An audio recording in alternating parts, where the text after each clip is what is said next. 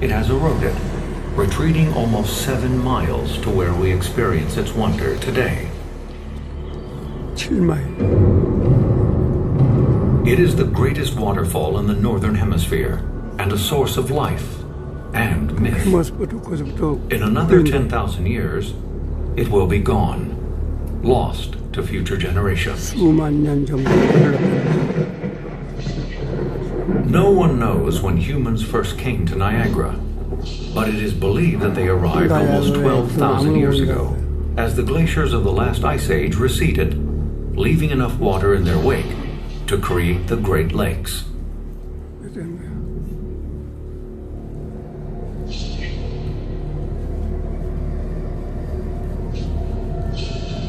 By 3,000 years ago, it was the Iroquois who had settled here. They were also known as the Haudenosaunee, or people of the Longhouse. Over time, they formed a peaceful coalition of 5 tribes. To the ancient people of Niagara, the greatest of the spirits were the thunder beings who lived under the falls. The name Niagara is said to originate from the native word Angiaris.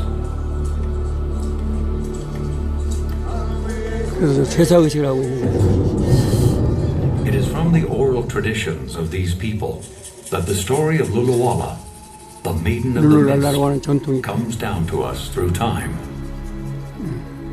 As a young woman, Luluwala left her village on the river. Some say that she lost her husband and thus her hope of a happy life. Some say that her father promised her as a wife to the king of the Angiaris nation. It was a great honor, but Luluwala could not love him, for she was in love with another. As she did not wish to bring shame to her family and dishonor to the wise old elder, she was forced to leave her village. Another legend tells of a great snake that lived beneath the river and came to the village to poison the water, so he could eat the dead. It was a heroic Luluwala who volunteered to offer herself to the thunder gods, in hopes they would help her people.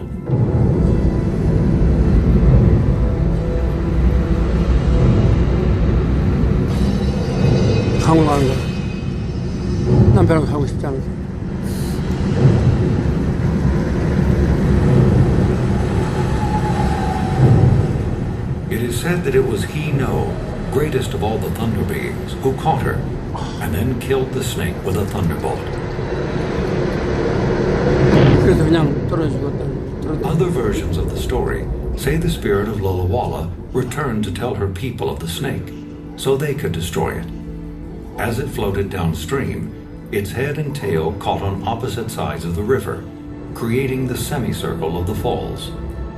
Whatever the truth of the legend, there are those who say you can see her still in the rainbow of the mist beneath the falls.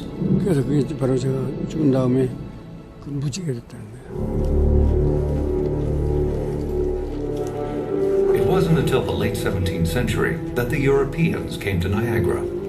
Among them, French explorer Robert Cavelier, better known as La Salle, who would later explore the Mississippi River and Gulf of Mexico. La Salle was charged with developing the lucrative fur trade with the Iroquois. He also dreamed of finding a mythical land route to China. He and his men became snowbound near the Great Lakes in the severe winter of 1678. Franciscan Recollect priest, Father Louis Hennepin, recorded the extraordinary events of the expedition. The waters of the gorge are too treacherous to navigate. We have abandoned our ship. We have entered that portion of the river Captain Cavalier supposes to be the route to his China passage. By our calculation, it connects 2 Great Lakes. But it is clear God has deemed these passages not to be gained with ease.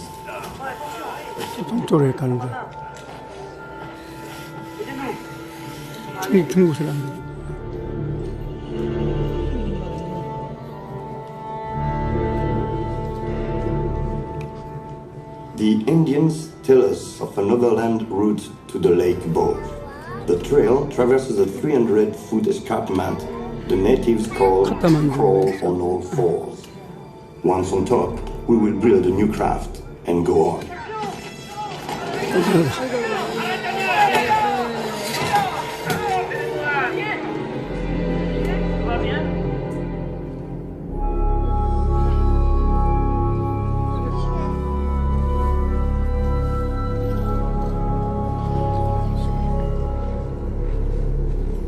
For 3 days now, the wind has carried the most frightful noise.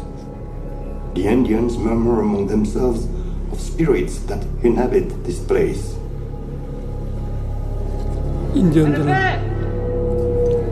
The camp is beset with fear. What God has willed for us, we know not, but we shall march forward, sustained by our faith.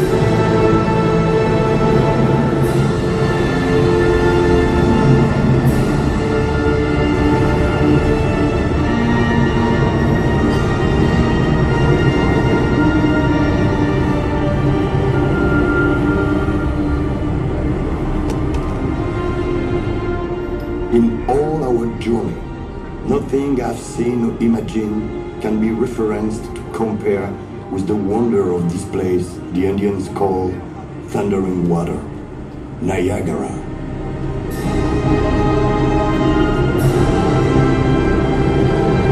인견들을 줘서 신으로 생각했다는 거예요.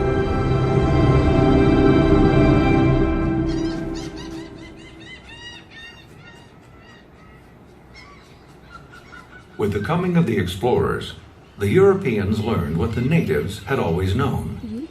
Water was the way west. It was perhaps inevitable that conflict would arise. There were a number of reasons for the War of 1812 between the youthful United States and the British Empire.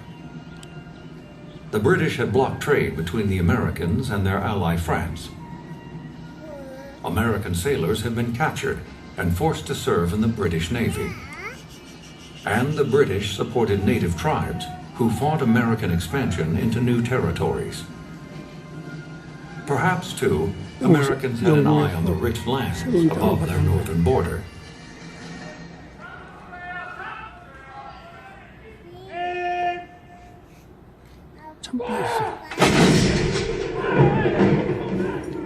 On July 25, 1814, the Battle of Lundy's Lane, one of the bloodiest battles of the war, took place very close to the falls. How many artillery pieces? Field? Stationary? Run them down from the falls. I couldn't tell you for certain. We got a couple of them, but just could be. Grab your muskets! Forward light section! Fire to right! Light infantry ready! Fire at will! Retreat! All told, the battle claimed more than 250 lives and more than 1,100 missing or wounded. The British had the better of the battle, but would soon lose the war. 1,100명이 죽었대.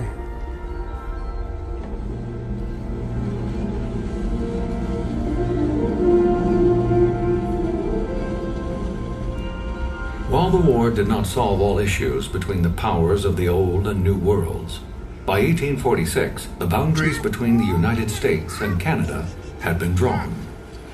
By the 1850s, the frontier was gone. Niagara soon became the Mecca for the ordinary folk. In the winter, you could walk across the frozen river below the falls, what locals called the ice bridge, where there were souvenir huts and food vendors. In summer, you could ride the steamboat right up to the falls.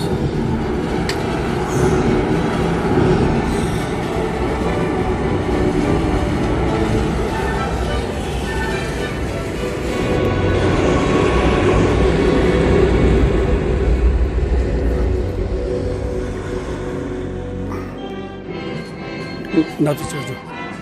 깜깜해서 나와. 그냥 이렇게.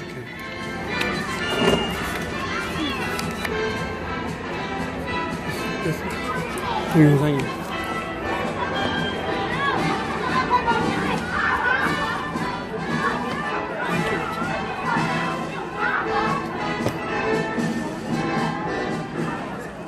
How'd you do? Welcome to Niagara. Thank you.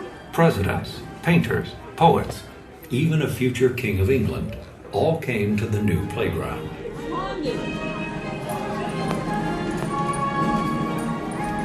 A few brave souls had other ideas and would risk all for a moment of glory. The most famous of Niagara's daredevils, Jean-Francois Gravelet, was better known as the Great Blondin. Not walking through.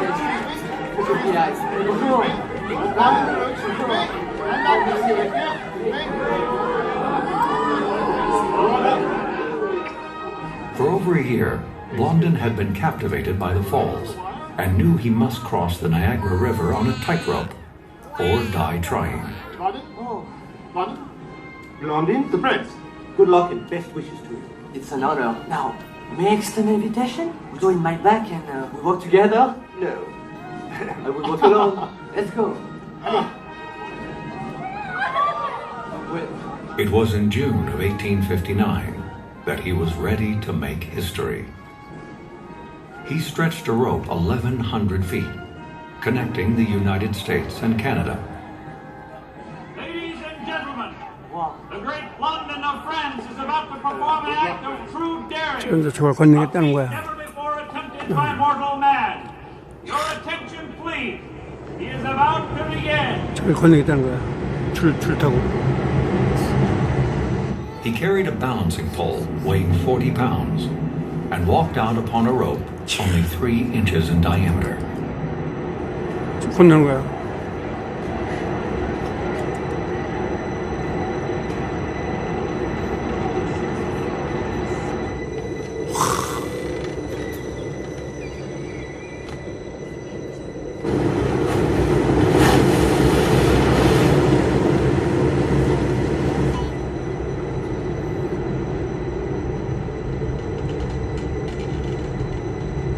대단하다.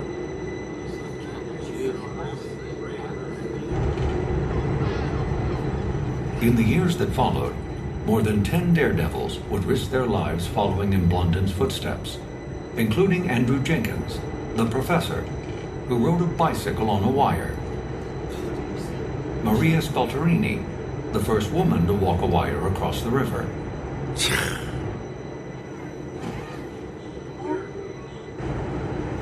and Nick Wallenda, from the famous Flying Wallenda family, who fought strong winds while making a successful crossing in 2012.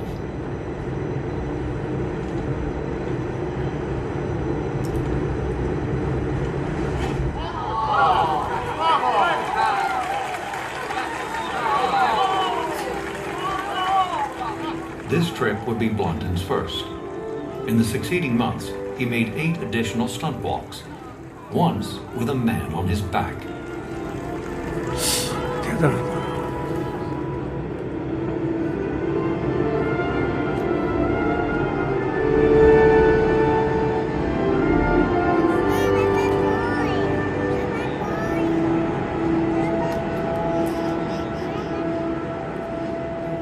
The steamship Lullawalla was only 11 years old when the Civil War broke out. Tourism died, and the boat was sold. Captain Joel Robinson faced the most extraordinary challenge of his life. Well, they board her on condition I get her downriver. That means taking her through Whirlpool Rapids. They claim it's the most dangerous stretch of white water in the world. They say I shouldn't try, but hell, impossible's a word that old steamboat and I ain't never heard of.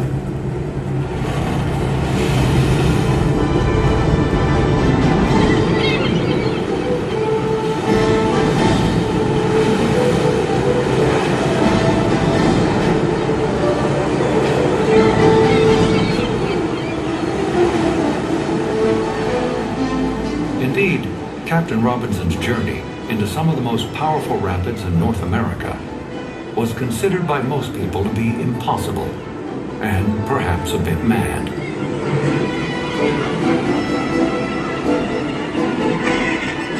저를 가겠다는 거야, 여러분.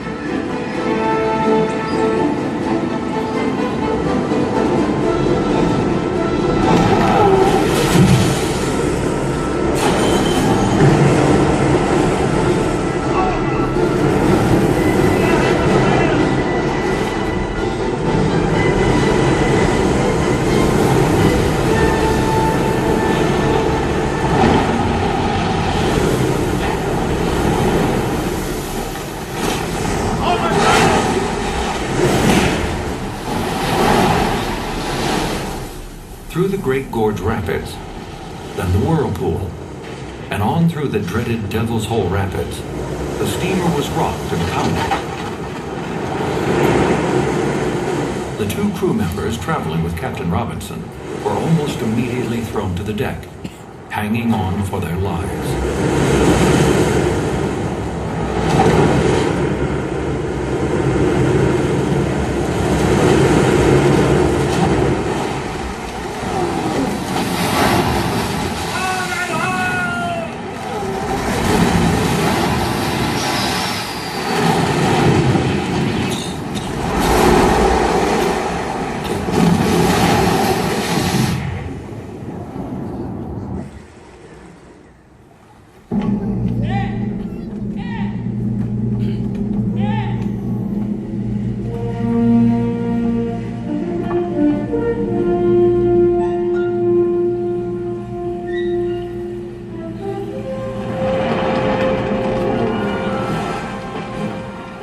Although Captain Robinson had achieved the near impossible and was naturally exuberant immediately afterwards, the experience left him shaken. No chance you got a bit of belly, eh? Where in tarnation you come from? Upriver now. He never again piloted a steamboat and died in seclusion just 2 years after his great achievement.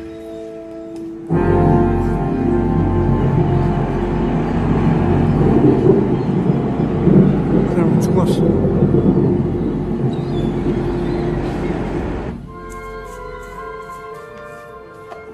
Annie Taylor was a 63-year-old retired school teacher when she thought of a novel idea, an idea that would become synonymous with Niagara. As a widow, Annie Taylor's motivation was to make enough money to support herself in retirement. While her method to find fame and fortune may have been unique, she was really following in the footsteps of earlier daredevils. No, I've got to get in first. Annie had a special barrel made for her stunt, one built from oak and iron, with a mattress added for safety. The photographer. As very few people wanted to be part of what could turn out to be a suicide stunt, there was resistance to helping her. Annie tested her plan out by sending a cat over in the barrel. What will they think of their Miss Taylor now, eh? When the cat survived, Annie set her attempt for her birthday, October 24th, 1901. Well, bon voyage, Annie. Thanks, Miller. Don't forget, I'm going to need lots of air. Put the lid on, but air. Concerned about breathing in the confined space, Annie had her friends use a bicycle tire pump to compress enough air into the barrel for her to survive the 5-minute journey to the brink of the falls. Don't forget the cork. The cork? Who's got the cork? I've got the cork. I'm 43. Be quiet, Nancy. It's okay. Everything's all right. Not now. Henry, no. Henry, come back here. Stop that. Bon voyage, Annie! Bon voyage, Annie.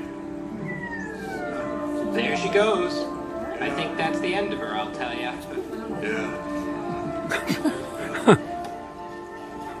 Now, make sure you tell me before you cut me loose. Hector? Miller?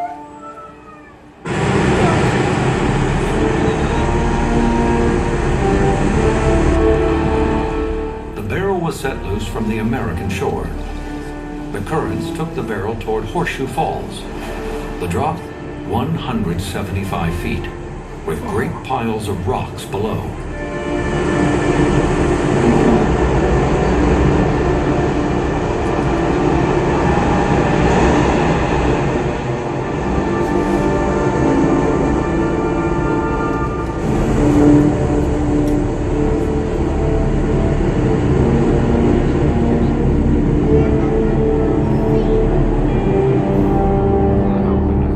Hey, mister, look over there. Holy old bald-headed boys, here she comes! Get off that barrel! There it is. Come on, get that thing in here. Throw it in the river. Come on. They got it. I got it.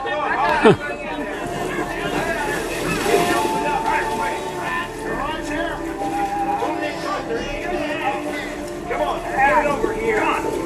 There, I got it. Yeah, pour in here. Let's open that thing up. Open her up. Where is she? You okay? Annie? She all right? She is! She's alive! 살았다.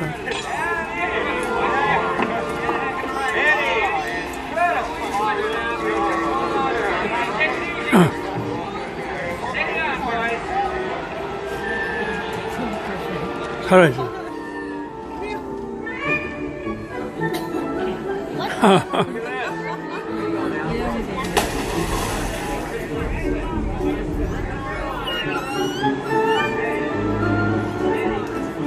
Annie Taylor risked her life for fame and fortune. But after initial success telling her story, she lost her beloved barrel to her manager and died in poverty. That she lived at all was remarkable.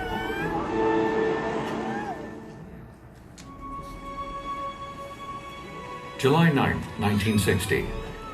7-year-old Roger Woodward and his 17-year-old sister Deanne were taking their first ever boat ride.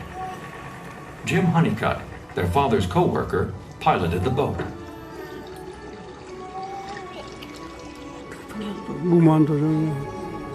In the shallow waters, the outboard motor hit a rock and lost its power. Can't you get it going? Come on.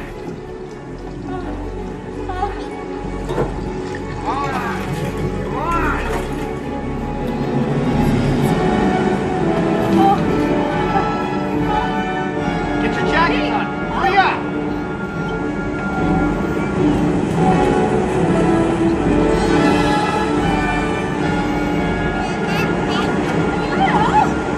Get back! Get back!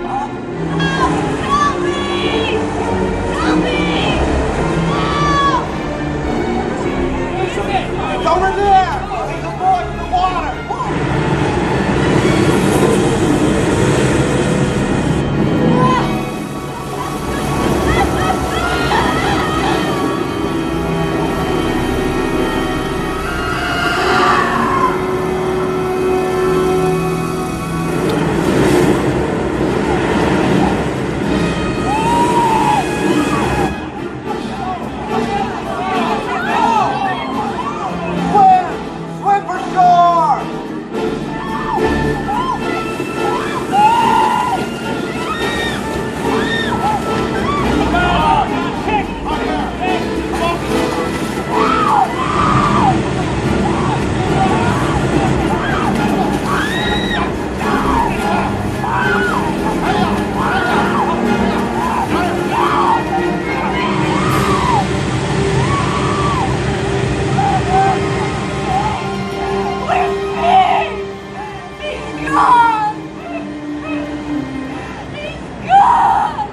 Roger was swept over the falls, protected with nothing more than his life preserver.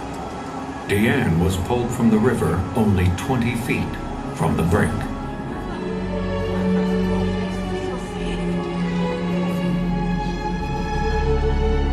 Look, over there!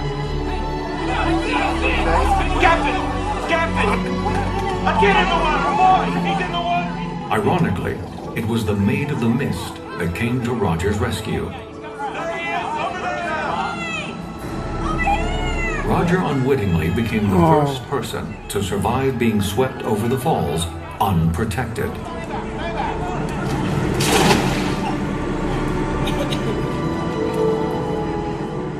The story was an international sensation, and from that day on, Roger's journey was called the Miracle of the Falls. Let him breathe. Come on, give him air. All right? I'll let him breathe.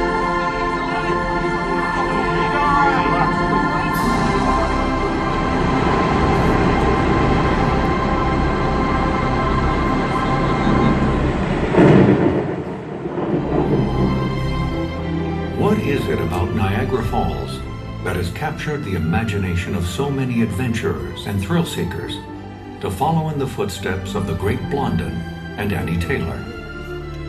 Is it the size of the falls and their sheer power that calls to some to test their strength against that of nature? And why do we continue to come today? Is it to marvel, to learn, to imagine ourselves as discoverers and adventurers? Perhaps. But perhaps it is to experience the power of nature, to search for something greater than ourselves, to see a rainbow in the mist, and connect with the myths, miracles, and magic that abound in this singular place.